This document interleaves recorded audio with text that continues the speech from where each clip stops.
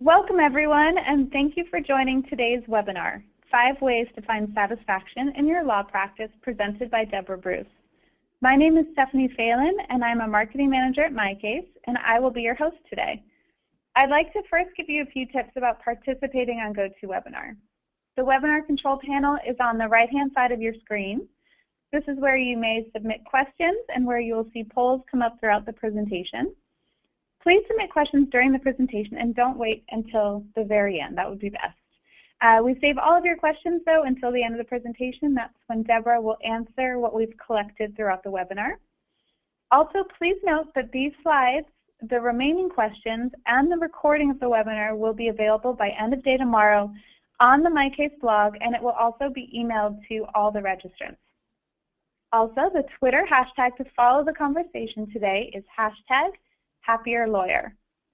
Today's webinar is hosted by MyCase, so before we jump into things, I'd like to give a quick overview.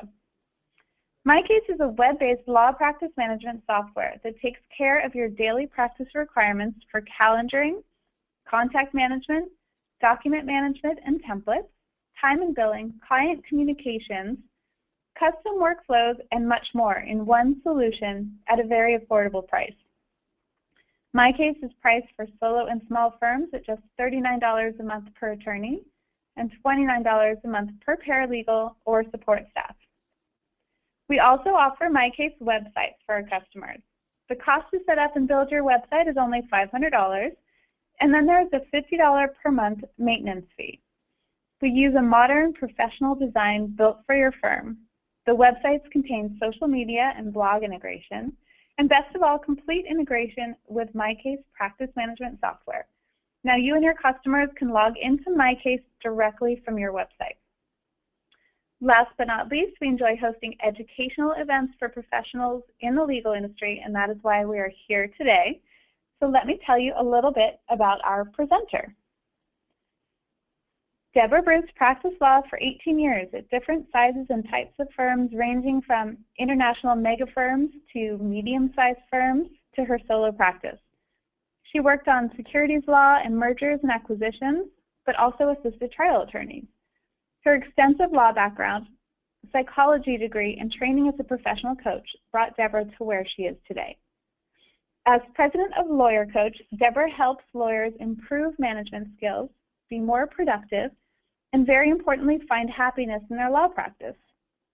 Debra has put together a fantastic presentation with key takeaways, and I hope that you will all implement to find greater satisfaction in your law practice. Thanks so much for being here today, Debra. I am going to hand the mic over to you now. All right. Thank you. And since you're here on this webinar, I'm sure that you've found that there are some issues about dissatisfaction among lawyers, and would like to find some ways to overcome that. And here are what I see from my experience of coaching lawyers for 15 years and based upon research studies about lawyers and other people in the workplace. These are the 5 main obstacles to satisfaction. One is problems in managing conflicts with other people, stress from work overload and inefficiencies and disorganization. A really big one that I see a lot these days is this sense of lack of meaning and purpose. A lot of lawyers seem to be really disconnected and not finding their work. They don't find it inspiring anymore. And then there's a lot of research showing that the inadequate connection with their colleagues and feeling of support from their colleagues has a huge impact on satisfaction in their work. And then finally, having a fixed mindset. And there's a lot of research on mindset that I'm going to talk a little bit about later on in this program. So you'll get some explanation of what I mean by fixed mindset. This is a big subject. Each one of these subjects could be covered on a full-day workshop for each of these topics. So we're just going to brush the surface. And I want to let you know that if you want to dig deeper into this, you can email me for a handout of additional resources on these subjects, and you'll see my email at the end of the slide, at the end of this presentation. And so now, as you're listening, just try to pick up a few tips that you might want to experiment with in each subject area, because small changes done daily will have a big impact. So you don't have to try to do everything at one time. So let's start with finding out a little bit about problems with managing conflicts with other people. What are the biggest stressors with other people in your practice? That you can't count on subordinates to do it right and do it on a timely basis? That you're dealing with demanding and disrespectful supervisors or peers? That you are dealing with clients with unreasonable expectations? Or is it hostile opposing counsel that is providing the most problems for you? Great, we'll give you a chance to. Yeah, I've got that poll launched, and it looks like the majority of responses have already come in, so I'm going to go ahead and close the poll now. And I'm going to share the results. Okay, so the majority is can't count on subordinates to do it timely and right. That was 38% of those polled. 17% says demanding and disrespectful supervisors or peers. And then a close second with 34% clients with unreasonable expectations. And the minority, 11%, said hostile opposing counsel.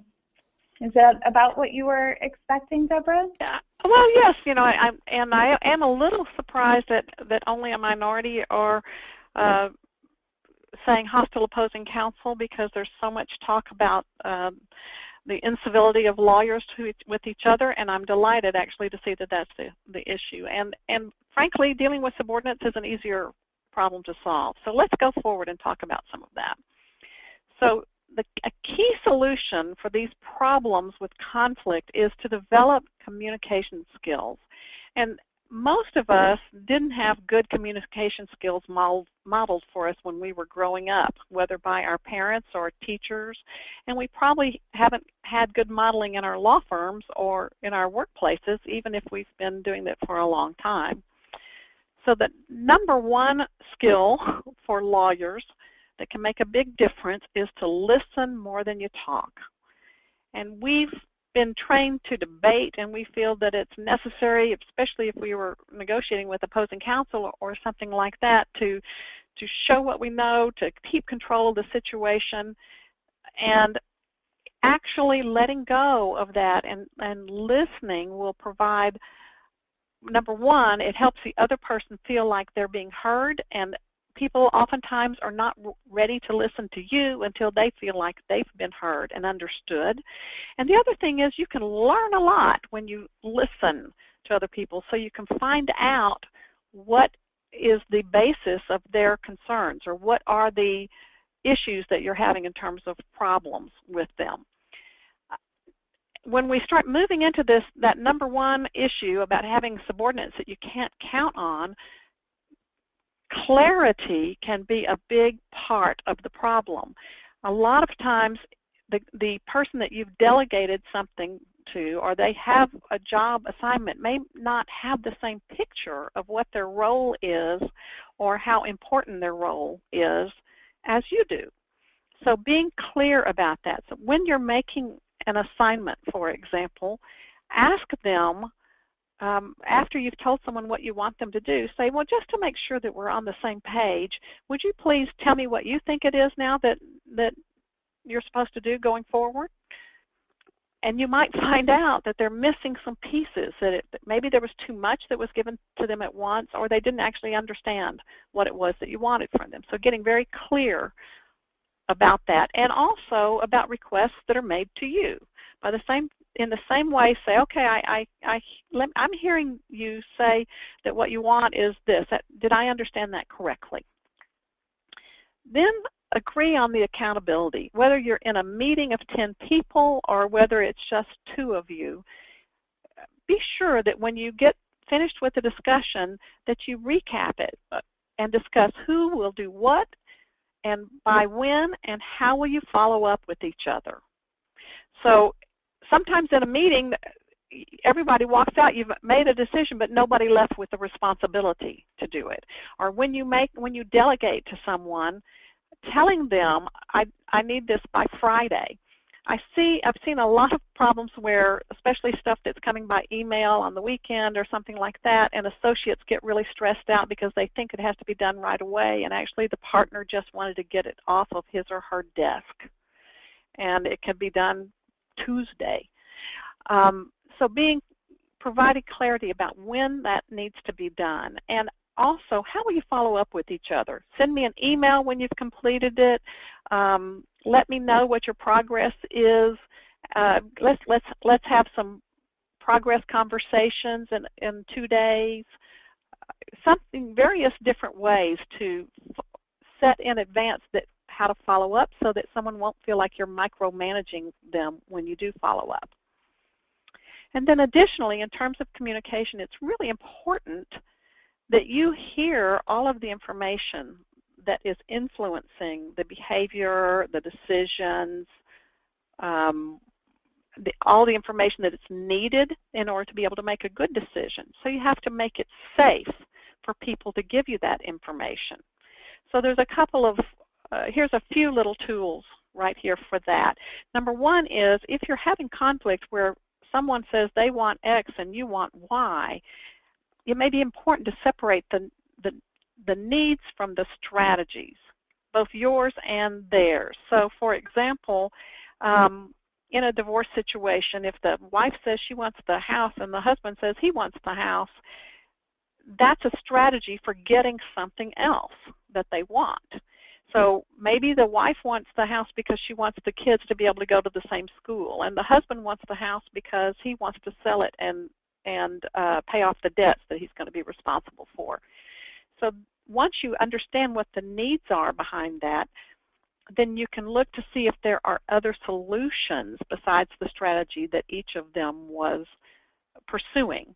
So for example, it might be that in that situation that they'd go ahead and sell the house but buy another house in the same neighborhood so that kids can still go to the same school, or that the wife has the house for a year and then it is sold because by that time the kids will be more adjusted to having gone through the divorce and perhaps it won't be so difficult for them. And those are just examples. So separating, asking questions to find out, well, what would that really get you, or what are you hoping to accomplish by that? What is it? What will having the house bring to you? The next tool is contrasting, and that is telling someone, trying to guess what their fears or concerns or worries or even assumptions about you that are not positive might be, and let them know that you're not trying to do that. That's not your intention. You don't want that. You do want something else. You are trying to do something else. So for example, if you had an employee who's not coming into work on time, but this is a really hard worker and who even stays late quite frequently, but it's causing problems that they're not coming in on time. So you might contrast by saying, I'm not suggesting that you're not doing a great job, and I'm not failing to appreciate how hard you work. I am wanting to let you know the impact of coming in late in the morning, because that means other people have to set aside their roles to cover yours until you get there. So that would be contrasting what you don't want with what you do want. So you're assuaging that concern if your employee might be saying, I can't believe you don't appreciate how hard I work, and you're picking at me because I'm 15 minutes late. And then the other thing is to find the common goals. And sometimes you're going to have to keep going up to higher levels in order to be able to find a common goal. So that might be with that employee that's coming in late, you may need to say, we all want to have good relationships with our other workers and not have people feeling like you're being jealous of you and uncooperative with you because they feel like you're getting treated specially. So that might be a common goal that both of you would share in terms of helping that employee to understand how important it is to come in on time. Okay, so those are a few communication skills, and a good resource for more about communication skills is a book called Crucial Conversations by Carrie Patterson, Joseph Grenny, and several other authors, and that will be on the handout if you ask to have that sent to you. So now let's go on to the next issue about stress from work overload and disorganization, and here's another poll.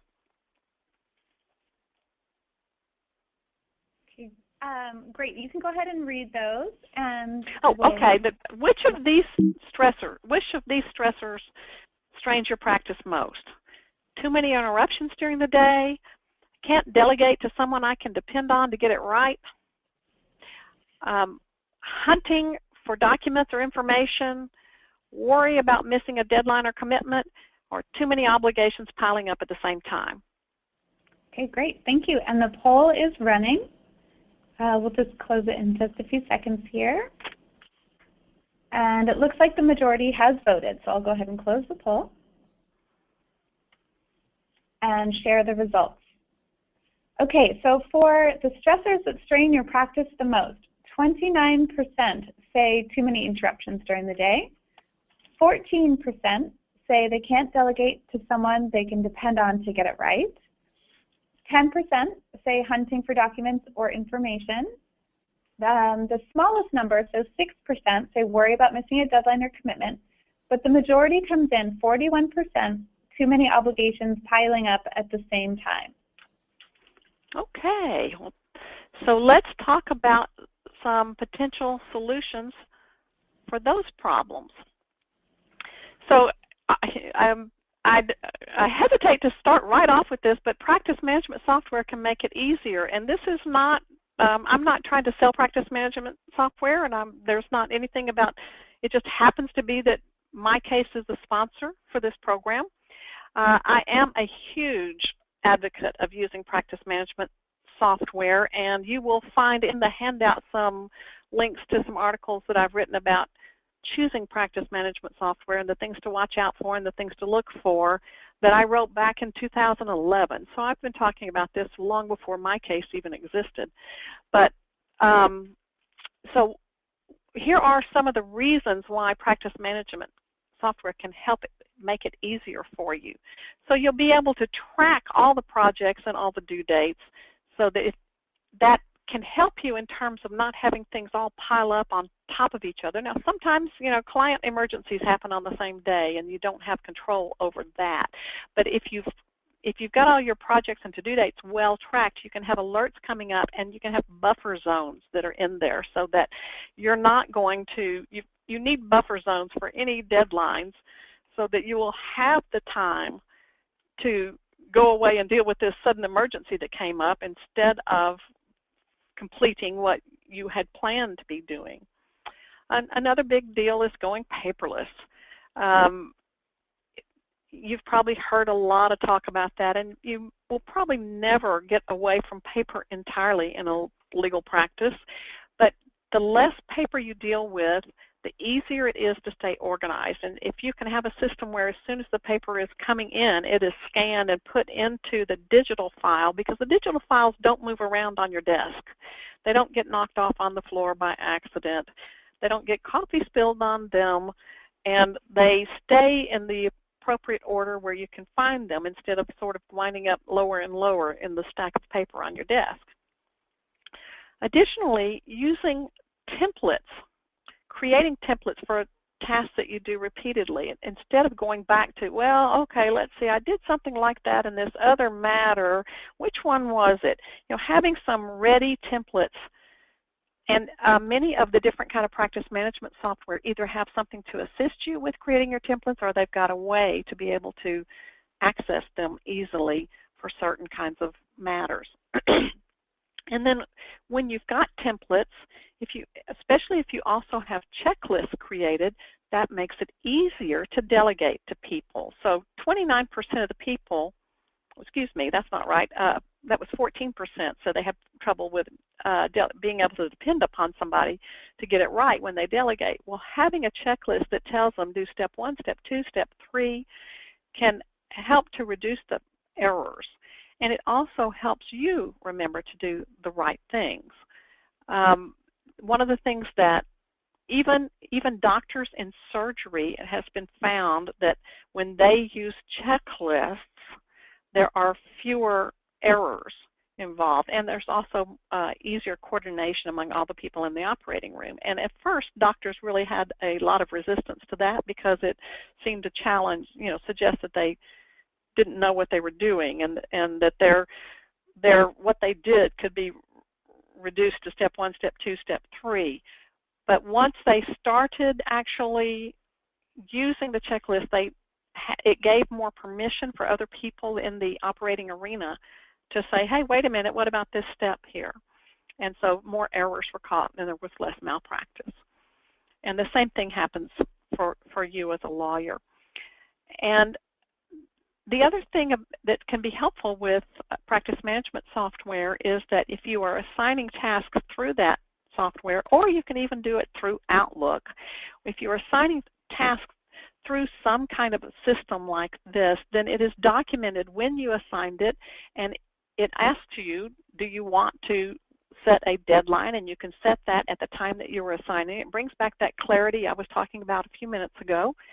And you can have you can look back and see that, oh yes, I did clearly say that, because sometimes what comes out of our mouth is not actually what our mind was thinking.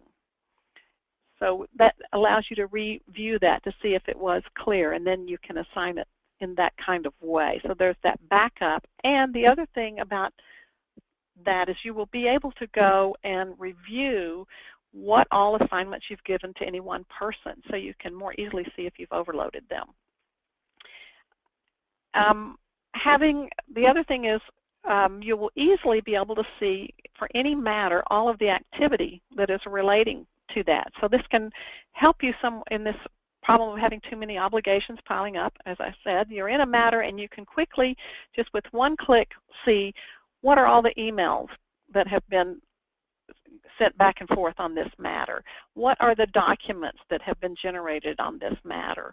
What are the telephone conversations and the notes from the telephone conversations, so that everything is there at your fingertips very quickly. You don't have to go and click on the name of the client, go to Word, then click on the name of the client, then click on the name of the matter, then search for the document in that list. You just click on Documents, or whatever the way in which it is stored in that system. And finally, having these tasks all recorded within the systems, both for the matter and for you generally, makes it easy to see what all of your tasks are and where the deadlines are, so you can more easily avoid overloading yourself and having too many obligations at the same time. And oftentimes there will be a way to see in calendars what the various deadlines are, and you can color code things in terms of priorities or which client it's for or other things like that. So easy to make it visible. And when you have that, you have a better system for not overloading yourself. So, and then finally, when you've got so much of this set up in this way, you don't wind up having to make quite as many decisions if you're using checklists and templates and things that are setting it out about when things are due. You don't make as many decisions, because research has shown that the more decisions we have to make, even if they're really mundane kind of things, we actually get decision fatigue and perform more poorly if we've had to make more decisions, even on things like simple math problems. After having to make decisions even about things like, do I want the chocolate chip cookies or the oatmeal raisin cookies, a lot of decisions then can degrade the performance later on whatever, even simple activities. So doing things that have a structure that take away the need for decision can be helpful. And there's a few other personal productivity kind of things that you can do. So keep a to-do list updated daily. Set 3 priorities So what I find, these top 3 things on this list, the daily to-do list, prioritizing each day, these are the 3 most important things for me to do today, and having 1 hour of uninterrupted productivity time. I see this per day. Just 1 hour that you're not interrupted in the day is, I see leaps forward in productivity with my clients. And some of them think I can't set aside 1 hour. I've got to answer the phone when the client calls, or I've got to answer my staff's questions. And the truth is, your client manages without you when you're in hearing in the court, or when you're meeting with another client. They understand that you're not going to be there every single time that they call. So just give a script, teach your staff what to say, or put a recording on your voicemail that tells them when you will get back to them. And most of them are comfortable if they just know that you'll get back with them in a certain time frame. And the other part is, with your staff, have them batch their questions, and as long as they know that I'll be able to ask my questions at 11 o'clock and at 3 o'clock, I'm making up times, but that there's a time in which they'll be able to ask questions, they can stop interrupting you as much.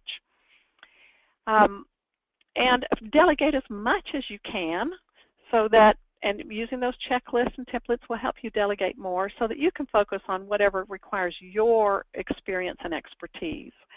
And then you can have a standing daily meeting where just very quickly, don't sit down, so stay quickly, and ask everyone, what did you do yesterday? What are you planning to do today? And were there any impediments yesterday in getting done what you said you were going to get done? So that when you hear about those impediments, which might be, well, I needed something from Joe and he didn't get his stuff to me, or I gave this stuff, I was waiting for your approval, you can identify and remove the roadblocks that keep everything flowing more smoothly. And when I say less but better essentialism, one of the books that is on the handout is called Essentialism, and what that's really saying is, instead of trying to do so very much, cut down, figure out what's really essential, what really matters, what makes a difference to you in your life and in your practice, and say no to other things. Because every time you say yes, you're saying no to something else. So be cognizant of that. What are you saying no to before you say yes? Okay. So let's go on to the next step, and this is about the lack of meaning and purpose. So here's poll number 3. How often do you get to do the work you love to do? Most of the day, every day, daily, several times per week, once in a while, or I wish? Okay, that's a great poll question, Deborah. And the answers are coming in. We'll give it another few seconds. And go ahead and put your votes in now. And it looks like the majority has voted, so I'm going to close the poll and share our results.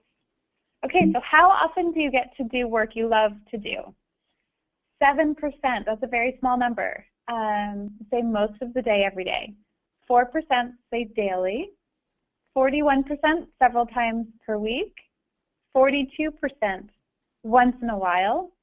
And 7% they wish. So definitely, the majority several times a week or once in a while. All right, so let's talk a little bit about how we might, it sounds like we need to increase that for our participants. So first of all, sometimes just being able to know exactly what it is that we love, why do we love it, and knowing what are our strengths and what are our values. So when we know those things, we can work to design our practice to implement, get the opportunity to use our strengths more frequently. And there are various studies, from Gallup did some studies over of about 1 million people over decades, And they found, in terms of being satisfied in their work, being able to retain talent, it was important that they got to use their strengths every day. So one of the ways to identify your strengths, there is a Gallup. Gallup has a book, or a book was published that related to that Gallup research, let me put it that way, by Tom Rath. It's called StrengthsFinder 2.0, and it's an online assessment that you can do if you've bought the book. And there's a code in the book to allow you to do that. So that's one way to identify your strengths. Another way is there's a VIA character strengths assessment that's free, that is online, and it comes out of the University of Pennsylvania and their authentic happiness work. So you can Google that, or there will be a link to that on our handouts. And they're measuring a slightly different kind of strengths than the StrengthsFinder is, but both of those are still very useful. So if your work doesn't call you, here are some of the other aspects of this. We've just talked about not all of you get to use your strengths or do what you're loving every day, and that might be because you're not getting to use your strengths every day. And another aspect of loving what you do is whether it gives you an opportunity to stretch and grow. If you're doing the same thing that you've always done for the last 3 years, the first year it might have been enjoyable, but that's because you hadn't yet mastered it. And once we've mastered something, we begin to lose our interest in it. And we need a certain level of helpful tension, shall we say, to keep moving forward and acting in an engaged kind of way with whatever our work is. So you need to start asking some questions of yourself about this. What meaningful need do you meet? And you might not have it, you may think, oh, that's the problem. It's not meaningful, this work I do. I'm just working for this big corporation. What do I care? I mean, frankly, I don't have that much of an impact what I do. So here's one of the things. I want to tell you a little story about how you get to decide what the meaning of your work is. So there's a book called Happiness at Work, and the author was going through an airport and asked the airport security person who was going through her baggage, and she asked the security employee if she was happy at work. And this is what the employee responded: I'm really scared of flying, and what I do is take that little bit of fear away for other people. Nothing and no one is going to get past me. So in my own way, I'm helping keep Britain safe. 8 hours a day, 5 days a week. I love being here, doing what I do, and I do it really well. Some of you might think, oh my God, I can't think of a more boring job than being one of those screeners looking at luggage all day. And this person she each day thought about what was the impact, what was the importance of her job. And so look at this question on here about how would your clients' lives change if your function disappeared? So for her, how would the passengers' lives change if her function disappeared? She saw what was the meaning and purpose, what was the impact of what she did, and what would happen if she didn't do it well. So ask yourself how you can make a difference to your clients and to your coworkers. So if you're a young associate that never gets to see clients, you might ask yourself how you can make a difference to the partners that you work with. Can you make their day less stressful by knowing that they can count on you? Can you, if you're a partner, even with your own partners, can you have a positive impact on them by sharing information for them on things that affect their problems, their client issues that they don't know because they're specialized in something else? Think about your clients, even if it's your client is the CFO, or your client is an associate general counsel, or your client is someone lower in the totem pole. That's who you are reporting to in a big organization. How is it that they can sleep better at night because of what you do? Are you able to get stuff off their desk so that they're not so stressed? By the way, if you're able to do those things for them, and they have the influence, they will send more and more work your way. So it's good for business development. And then, one of the other issues is, does your organization's mission align with your values? And that one can be a really big issue. If you're not satisfied in your workplace, it may be because what your organization values is not what you value. So it is important to get clear about what your values are. So I was in a firm, for example, that didn't value treating staff respectfully. And I found that that was not tolerable for me, because I see staff as my team members, and I'm able to get more work from them, get them to be, they're willing to work late if I need them. They're willing to go the extra mile for me because I respect them and see them as valuable team members.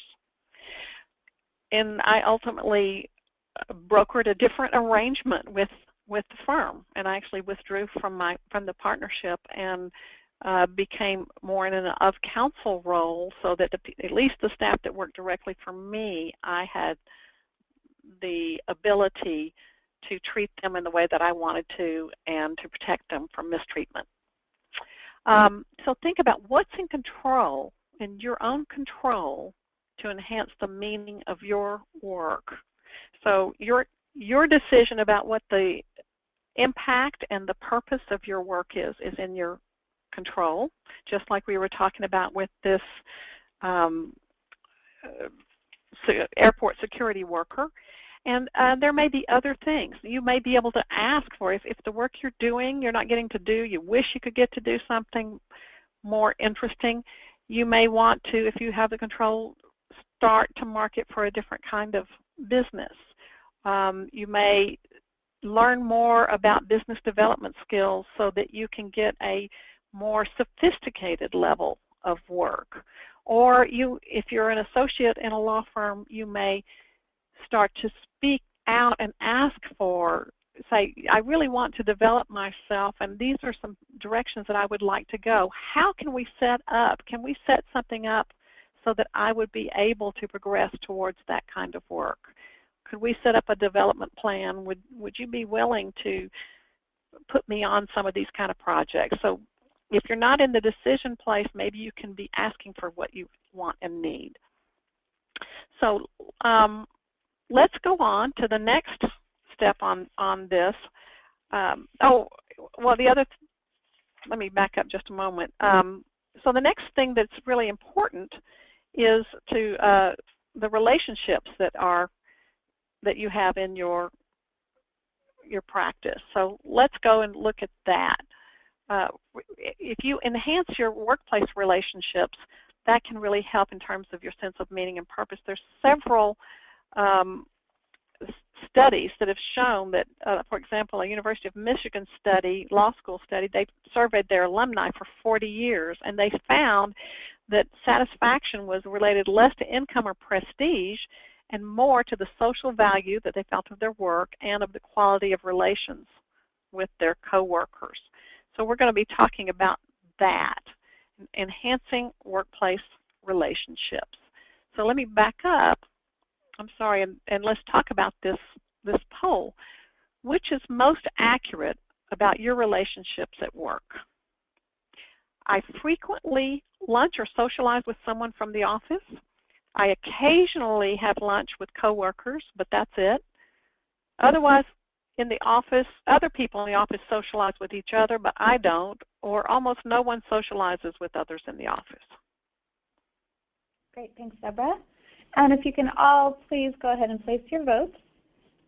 And while we're waiting for those to come in, just a reminder, if you do have questions, go ahead and send that over to me in the questions pane, and we'll ask that at the end of the webinar in the last few minutes. Okay, and it looks like the majority has voted, so I will go ahead and close and share our results. Okay, 36% frequently lunch or socialize with someone from the office, and 37% occasionally have worked with, lunch with coworkers, but that's it. So those two are the majority. 10% say others in the office socialize with each other, but I don't. And 17% say almost no one socializes with anyone else in the office. So we do have some social people out there. Yeah, so it sounds like the majority of you are at least sometimes socializing with others in your office. So if that is not being enough to bring you satisfaction in your workplace, then there's some work you can do on enhancing your relationships. So as I mentioned before, some of this research shows that knowing that somebody cares about you and about your development at work, and that you've got a good friend at work, has a big impact on enjoyment there. Also, there's the Wharton Center for Leadership and Change found out that compassion and caring for others at work increases the employee satisfaction and improves teamwork.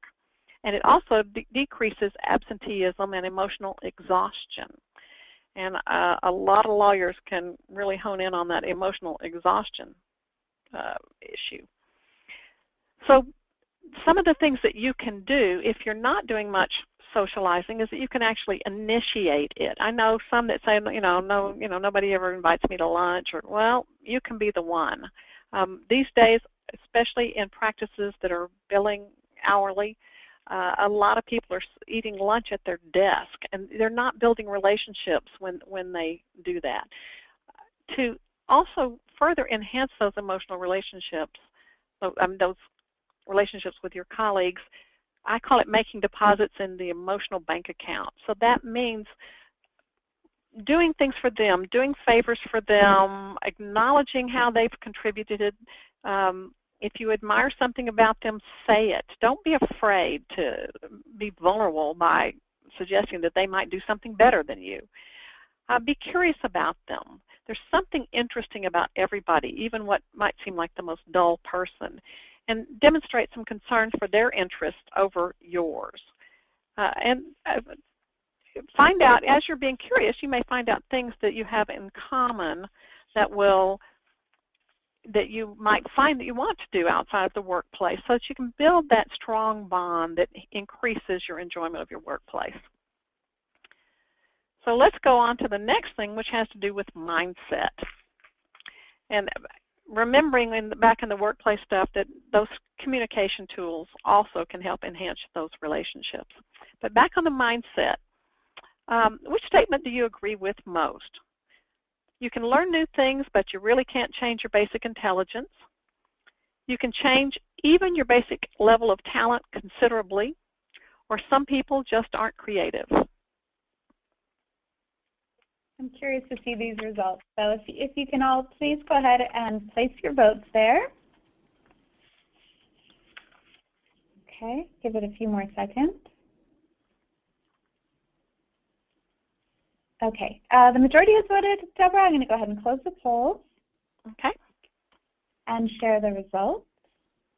Okay, so which statement do you agree with most? 19% say you can learn new things but can't change your intelligence. 76%, so these are our optimists out there, you can change even your basic level of talent considerably. And 4%, some people just aren't creative.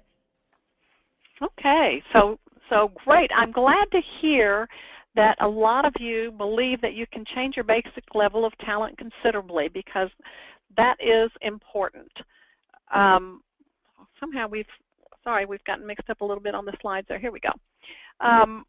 Because when we take on something that's a challenge, our brain starts to create new neural pathways and synapse connections. So we can actually improve our intelligence, for example, by taking on challenges, and that's what neuroscience is telling us these days, discovering. So when we have a fixed mindset, that causes us to to give up on some things. A fixed mindset believes that these traits are fixed. You're either smart or you're not. You're either creative or you're not. You can sing or you can't. And a growth mindset recognizes that abilities can be developed through dedication and effort. And with the impact of having a fixed mindset is that you feel like that stumbling is proof that you don't have that talent or that you're not smart enough. And it gives you an urgency to prove yourself over and over. And you worry about, will I look dumb? Will I be accepted or rejected? This is based a lot on research by Carol Dweck, a Stanford psychologist.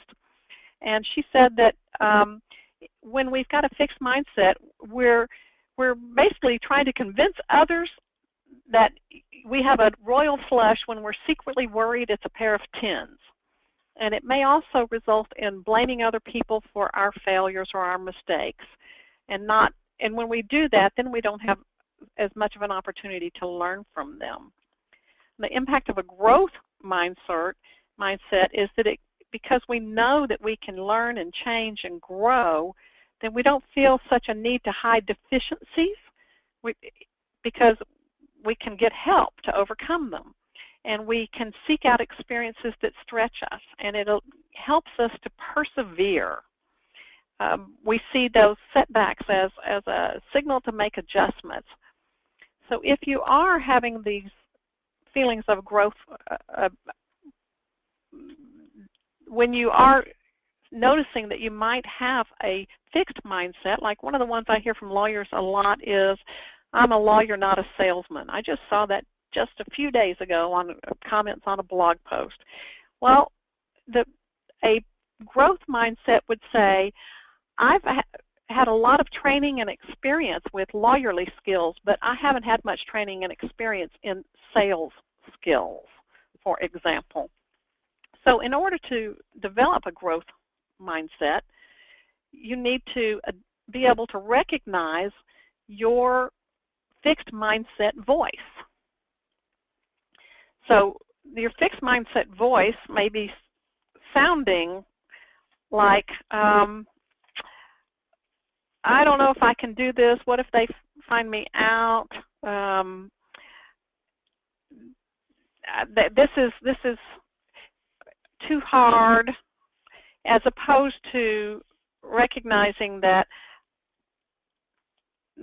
I can just try again, or I must need to do some more research, or I may need to get some training in this.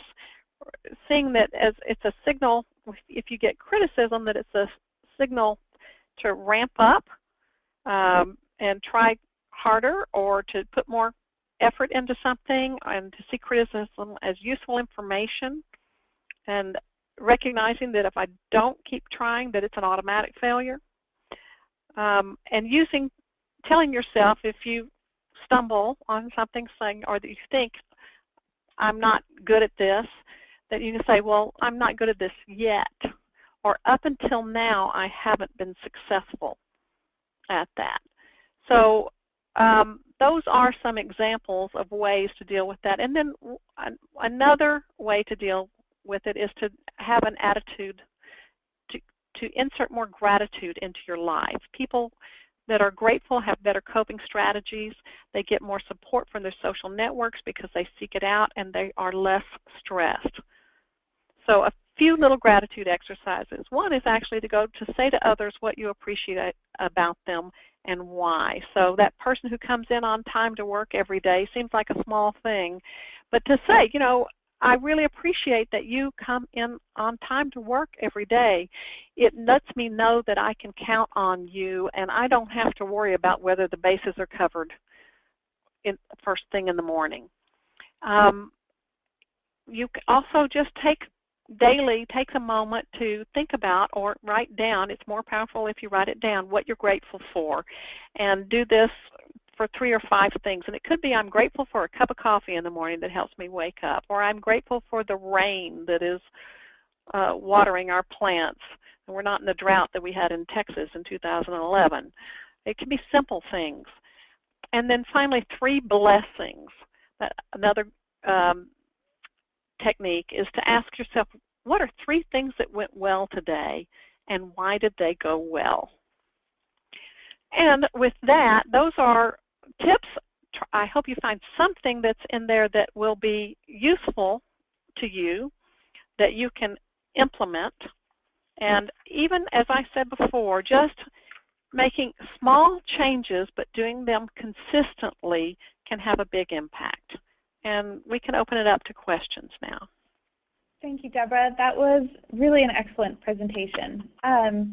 For those of you who need to leave us now, please take note of 3 things. MyCase offers a 30-day free trial, and because you attended this webinar today, after those 30 days, you get a bonus discount. So you can note that promo code there, which is 10SAT15. So write that down. You can save that for your discount. Secondly, when you close the webinar, a 4-question survey or 5-question survey pops up. Please take a quick moment to answer these survey questions.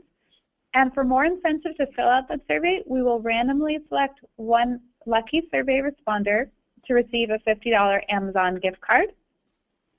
Also, I did have many questions about this throughout your presentation, Deborah. You will receive an email tomorrow with a link to the blog where you will find these slides, the webinar recording, and the Amazon gift card winner. So the link to the slides, we actually are going to put the slides on our blog, but you can access them and download them from SlideShare. So yes, you are going to have those available. And so now for some of those fantastic questions. Okay, first one, Deborah. I am curious if Deborah has ever found usefulness in administering personality or preference assessments to partners or practice groups in the firm in order to provide insight to what shapes their communication and how it can be improved, or adjusted. And the answer to that is yes, absolutely. I do things, some of the firms that I've worked with, they give a DISC behavior style profile to all of the employees.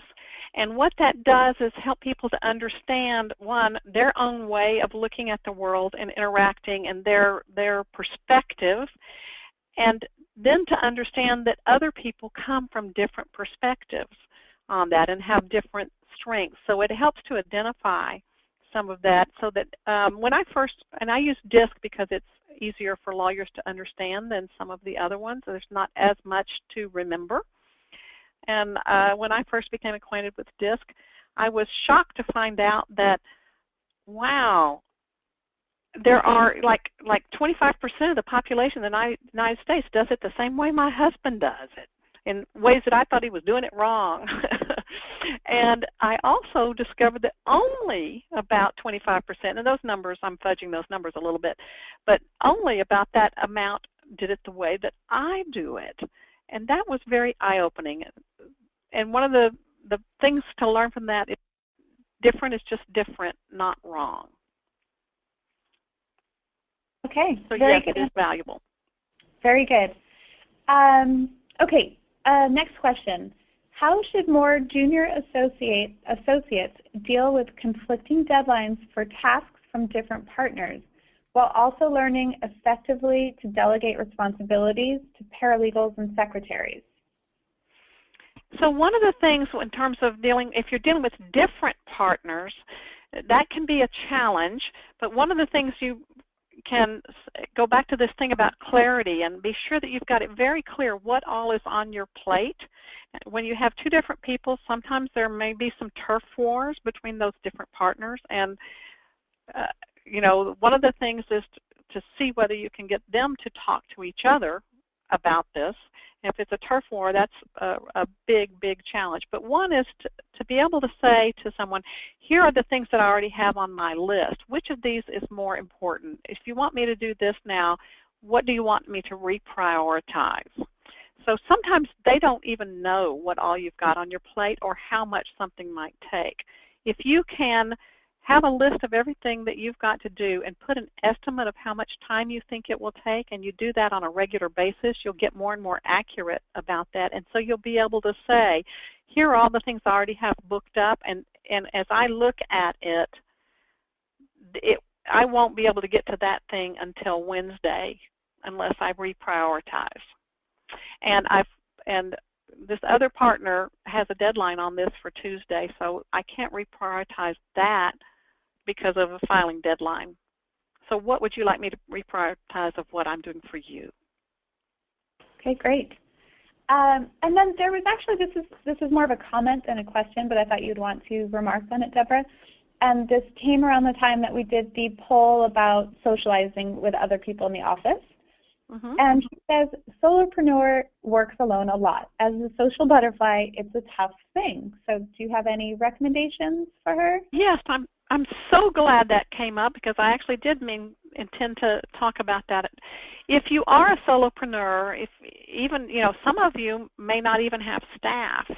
And it's very important then to find organizations that you can be involved in that are people that you would consider to be like colleagues. So get involved in your local bar association, for example.